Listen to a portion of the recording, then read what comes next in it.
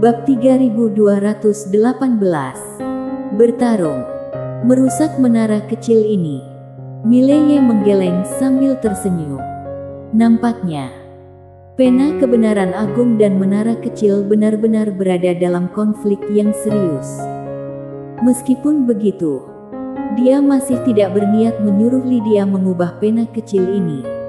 Karena sampai sekarang, dia belum memutuskan yang benar. Dalam hal loyalitas, dia pasti memilih untuk percaya pada menara kecil. Mileye memejamkan mata perlahan-lahan dan terus merasakan pedang biru gaib. Ketika dia memilih untuk menyatu dengan pedang biru gaib, dia menjelajahi benua yang belum dikenal. Sekarang, dia mulai menggabungkan semua yang telah dia pelajari menjadi satu pedang. Teknik lipatan, teknik inti universal, kekuatan garis darah, jiwa pedang dunia. Ketika empat elemen tersebut bersatu, kekuatannya dahsyat. Bahkan dia sendiri terkesan. Sensasi tak tertandingi itu kembali. Tentu saja, dia dengan cepat kembali tenang. Selama bertahun-tahun, dia tidak pernah lupa bahwa dia seringkali hanya bisa bertahan 3 hari. Mana tahu berapa hari kali ini dia bisa bertahan. Pada suatu hari, Mileye sedang dalam proses latihan ketika ia tiba-tiba mengernyitkan dahinya. Sekejap kemudian, ia meninggalkan menara kecil dan keluar. Saat baru keluar, Ana muncul di depannya. Ada orang yang datang. Mileye tersenyum. Aku akan mengurusnya. Ana mengangguk ringan dan pergi. Mileye melihat ke arah tidak jauh dari situ. Pintu aula tiba-tiba terbuka, dan seorang wanita dengan perlahan berjalan masuk. Wanita itu mengenakan gaun panjang putih bersih tanpa debu. Rambut hitam panjangnya berhamburan dengan indah di belakang kepalanya, tapi tidak terlihat berantakan. Matanya besar, seperti bintang yang dalam dan menawan. Mileye melihat wanita itu dan tersenyum tanpa berkata-kata. Wanita itu berjalan pelan ke depan Mileye. Dia tersenyum sedikit. Tuan Muda Ye, saya adalah ketua kamar dagang Tianbao. Kamu bisa memanggilku Emi. Aku datang ke sini untuk berbicara dengan Tuan Muda Ye. Mileye mengangguk. Tentu. Emi duduk di sampingnya dengan santai. Lalu berkata, Tuan Muda Ye, salah satu eksekutifku bersama-sama dengan aliansi Dewa Sang telah menyusun rencana untuk melawan Tuan Muda Ye. Mengenai hal ini, aku ingin menyatakan bahwa ini adalah tindakan pribadi eksekutifku dan tidak ada kaitannya dengan kamar dagang Tianbao. Mileye tersenyum. Emi, bagaimana jika aku berpikiran sebaliknya? Emi menatap Tuan Muda Ye langsung. Ketika datang, aku berpikir Tuan Muda Ye akan berpikiran demikian. Pada akhirnya, kurangnya musuh pastinya adalah hal yang positif. Bukan? Mileye menggeleng sambil tersenyum. Emi, sejujurnya, aku selalu menunggu kamar dagang Tianbao untuk membalas dendam. Emi menatap Mileye tanpa berkata-kata. Mileye dan Emi saling berhadapan. Eksekutifmu dan sang dewa bersekongkol untuk merugikanku dan dia adalah orang dari kamar dagang Tianbao. Apakah kamu berpikir aku akan mempercayai klaimmu? Terlalu naif, kata Mileye sambil tersenyum. Emi tersenyum tipis. Jadi, Tuan Muda Ye memilih menjadi musuh kamar dagang Tianbao. Mileye berjalan perlahan mendekati Emi dan menatapnya tajam. Pertama-tama, kamu harus memahami satu hal. Kamar dagang Tianbao yang menyerangku lebih dulu. Sekarang, kamu datang untuk memberitahuku bahwa ini tidak ada hubungannya dengan kamar dagang Tianbao. Bahkan, kamu berbicara seolah-olah aku seharusnya bersyukur. Kamu pikir kamu siapa? Sambil tertawa ringan, ia menambahkan, Apakah kamu pikir kamu layak mendapat penghargaan dariku? Emi ingin berkomentar lebih lanjut. Tetapi tiba-tiba Mileye mengibaskan lengannya dan cahaya pedang meletus. Gemuruh. Emi langsung terpental keluar dari aula. Mileye memandang dingin Emi. Pergilah. Emi menatap Mileye. Tuan muda Ye, kamu akan menyesali keputusanmu hari ini. Setelah berkata demikian, ia berbalik dan pergi. Pada saat itu, Ana keluar dari sisi. Ana berkata dengan suara berat, "Kamar dagang Tianbao." Mileye melihat ke arah Ana dan tersenyum. "Tidak masalah. Semuanya ada padaku." Ana ragu sejenak, kemudian mengangguk. "Baiklah." Setelah itu, ia pergi. Mileye berjalan perlahan keluar dari aula, menatap langit. Setelah pertempuran itu, sang dewa tidak pernah terlihat lagi. Dan itu agak tidak normal. Tapi dia tahu, tidak akan lama lagi lawan pasti akan kembali. Kenapa harus menunggu? Mileye tiba-tiba tertawa, mengendalikan pedangnya dan menghilang di ujung langit. Dia tidak suka duduk menunggu kehancuran. Bertindak proaktif. Di bawah sana, Ana melihat Mileye menghilang di langit. Dia masih ragu apakah harus melarikan diri atau tidak. Akhirnya, dia memutuskan untuk menunggu dan melihat. Siapa tahu, mungkin saja dia baru saja mengalahkan sang dewa. Jika itu terjadi, itu akan menjadi awal dari era baru. Di dunia dewa, terdapat puluhan ribu kuil dewa yang bertanggung jawab membantu dewa mengelola dunia dewa. Keseluruhan kuil-kuil ini berperan dalam membantu sang dewa mengurus dunia dewa dan sang dewa sendiri memegang peranan utama dalam legenda di kuil ilahi. Mileye langsung menuju kuil ilahi kali ini. Baru saja sampai di kuil ilahi, sebuah aura yang menakutkan langsung mengunci dia.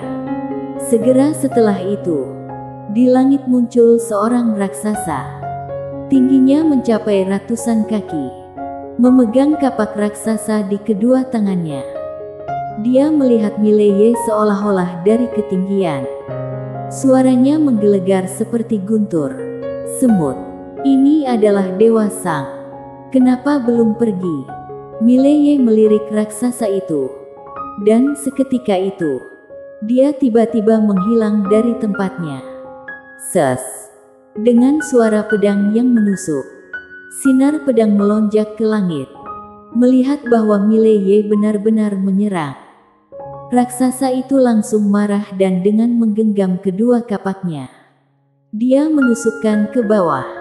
Pada saat itu, seluruh langit dan bumi terbelah, membentuk jaring laba-laba yang menakutkan. Krak! Pada saat yang sama, dengan dua suara retakan yang jelas, kedua kapak raksasa itu langsung meledak. Pedang biru gaib, yang dapat merusak segala sesuatu. Melihat kapaknya hancur, raksasa itu tiba-tiba membesar matanya dengan tidak percaya. Dan pada saat berikutnya, sebilah pedang melintas di lehernya. Ses! Dengan suara darah menyembur keluar, kepala raksasa itu langsung terlepas.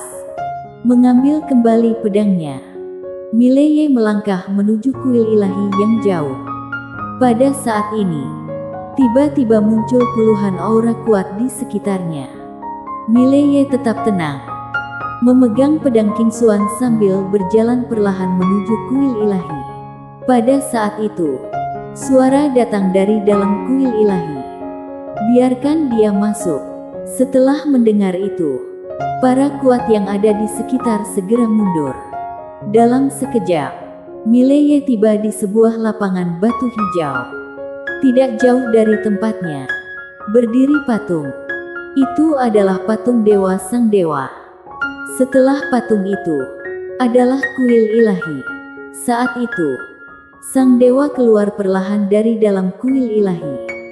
Sang dewa menatap Mileye. "Kamu benar-benar hebat. berani datang langsung ke sini. Aku harus mengakui, kamu memang memiliki keberanian. Mileye tersenyum. Aku bukan orang yang suka menunda. Jika ada dendam, maka segera dilunasi. Setelah berkata demikian, dia perlahan menutup kedua matanya. Boom! Dalam sekejap, tubuhnya tiba-tiba meledak dengan aura yang sangat menakutkan. Jiwa pedang dunia belum selesai.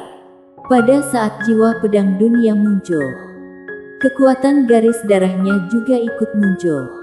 Kekuatan garis darah. Dalam sekejap, seluruh jiwa pedang dunia langsung berubah menjadi warna merah darah. Melihat Mileye di hadapannya, sang dewa tanpa ekspresi wajah, dia perlahan membuka tangan kanannya. Kemudian, sekejap setelah itu, sebuah tombak panjang berwarna emas muncul di tangannya. Sejenak hening, sang dewa tiba-tiba menghilang dari tempatnya. Dor! Di dalam arena, ruang waktu langsung berubah menjadi gelap. Dalam sekejap, tombak panjang emas menusuk Mileye. Pada saat itu, Mileye tiba-tiba membuka kedua matanya. Lalu dengan tiba-tiba ia mengayunkan pedangnya. Dorong! Cahaya pedang meledak. Mileye sendiri langsung mundur ratusan meter. Sedangkan sang dewa juga mundur ke tempat asalnya. Saat dia berhenti, tombak panjang emas di tangannya langsung hancur berkeping-keping, berubah menjadi ilusi semata. Melihat pemandangan itu, mata sang dewa sedikit berkedut. Dia melepaskan tangan kanannya. Lalu tiba-tiba dia berlari ke depan dan melepaskan pukulan. Di atas kepalanya, sejumlah tulisan kuno misterius melayang keluar. Jauh di kejauhan, Mileye tersenyum lebar, lalu berlari ke depan. Dengan tiba-tiba ia mengayunkan pedangnya. Krisep! Cahaya pedang tiba-tiba meledak. Banyak cahaya pedang langsung hancur. Mileye sekali lagi mundur. Sementara tangan kanan sang dewa tiba-tiba membuka. Kemudian, dia dengan tiba-tiba meraih erat. Dorong! Sejenak, seluruh tempat langsung menjadi gelap. Dimensi kegelapan ruang waktu. Setelah keduanya masuk ke dimensi kegelapan ruang waktu, kali ini sang dewa tidak lagi menggunakan kekuatan dimensi kegelapan ruang waktu. Karena dia tahu, dengan bantuan penguasa dimensi kegelapan, dia sama sekali tidak dapat memanggil kekuatan dimensi kegelapan ruang waktu. Kali ini, yang dia ingin panggil adalah kekuatan dimensi ilusi. Telapak tangan sang dewa terbuka. Seketika itu, seluruh dimensi kegelapan ruang waktu bergetar dengan keras. Kemudian, kekuatan dimensi ilusi yang mengerikan tiba-tiba mengalir masuk ke dimensi kegelapan ruang waktu. Di dalam kegelapan, wajah penguasa dimensi kegelapan tiba-tiba menjadi sangat buram. Ini adalah penindasan dimensi ruang waktu. Pada saat itu dia tahu, dia telah meremehkan sang dewa di depannya. Memikirkan ini, dia melihat ke arah Mileye yang berada jauh di sana dan tanpa disadari, kekhawatiran muncul di hatinya. Kekuatan tubuh utama sang dewa ini sudah jauh melampaui ekspektasinya. Di dalam dimensi kegelapan ruang waktu, seiring dengan semakin banyaknya kekuatan dimensi ilusi yang muncul, seluruh dimensi kegelapan ruang waktu sudah sulit untuk menanggungnya. Mulai merenggang dan deformasi. Sekarang, dimensi kegelapan ruang waktu hampir tidak bisa menahan kekuatan dimensi ilusi ini. Pada saat ini, Mileye juga merasakan bahaya dan wajahnya menjadi sangat serius. Tetapi seketika kemudian, dia tiba-tiba merasa bergairah. Semakin berbahaya, semakin menarik. Dia menggenggam erat pedang biru gaib di tangan kanannya. Kekuatan garis darah iblis gilanya bergerak liar di dalam tubuhnya. Pada saat yang bersamaan, jiwa pedang dunia terus berkumpul dari segala penjuru. Pada saat ini, sang dewa tiba-tiba berkata, "Biarkan aku melihat seberapa luar biasa kamu." Suara itu terdengar, dan dia tiba-tiba melambaikan tangan kanannya. Dor! Dalam sekejap, kekuatan dimensi ilusi itu seperti gelombang yang membanjiri Mileye. Di mana-mana kekuatan ini melanda, dimensi kegelapan ruang waktu langsung menghilang. Dari kejauhan, Mileye tiba-tiba membuka telapak tangannya, melipat dimensi super ruang waktu. Sementara itu, teknik inti universal di dalam dirinya juga berputar. Kekuatan garis darah yang tak terbatas bersama dengan jiwa pedang dunia terus muncul di arena. Pada saat ini, Mileye tiba-tiba menghilang dari tempatnya. Dia memotong sepenuh tenaga. Saat pedang itu diluncurkan, seluruh dimensi kegelapan ruang waktu hancur berkeping-keping pada saat itu juga.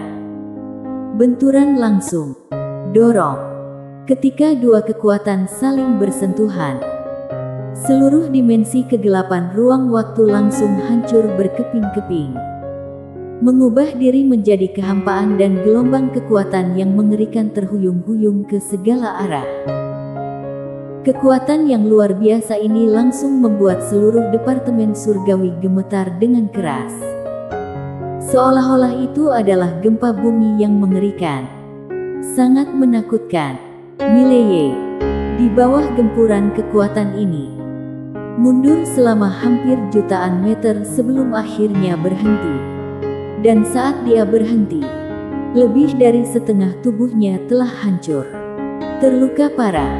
Di kejauhan, sang dewa juga mundur beberapa ratus ribu meter. Tetapi dia segera berhenti. Dia menyeka darah di sudut mulutnya, lalu mengangkat kepala untuk melihat ke arah Mileye yang jauh. "Tuan kebenaran agung mungkin tidak akan datang menyelamatkanmu." Setelah berkata demikian, dia tiba-tiba menggenggam tangan kanannya. Dan sekali lagi kekuatan dimensi ilusi muncul di sekitar mereka. Mileye merangkak naik dengan perlahan, melihat sebagian besar tubuhnya yang hancur. Dia tersenyum ringan. Lalu dengan tiba-tiba dia menghancurkan sebagian tubuhnya yang sudah rusak. Lalu dengan liar membakar garis darah iblis gilanya. Dor! Di bawah pembakaran garis darah, jiwanya langsung berubah menjadi warna merah darah. Dorong! Napas garis darahnya tiba-tiba melonjak pada saat itu juga. Bersambung.